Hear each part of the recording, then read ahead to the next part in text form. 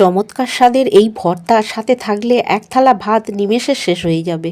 সকলকে নমস্কার জানিয়ে তোমাদের কাছাকাছি আরেকটি ব্লগে সবাইকে স্বাগত জানাই। এক বাটি চীনা বাদাম, ছোট বাটির এক বাটি চীনা বাদাম নিয়ে শুকনো খোলায় ভেজে নেব।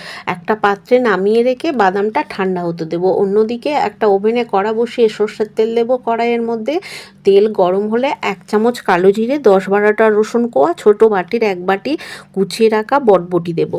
খোসা ছাড়িয়ে একটা বাটার ওপর ভাজা বাদামগুলো রাখবো, আর ওই ভাজা উপকরণ বটবটি, রসুন, লঙ্কা, ওই ভাজা উপকরণগুলো ওই বাটার মধ্যে রাখবো।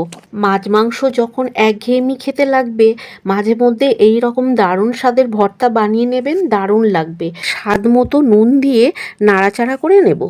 বেশিক্ষণ ভাজতে হবে না, ওই 1 মিনিট মতো নাড়াচাড়া করে নিতে হবে। নিলেই রেডি হয়ে যাবে দারুণ স্বাদের ভর্তা। গরম গরম ভাতের সাথে এই ভর্তাটা থাকলে এক থালা ভাত নিমেষে উঠে যাবে। এই সহজ পদ্ধতিতে বাদামের ভর্তা আপনাদের ভালো লাগলে অবশ্যই কমেন্ট করে জানাবেন।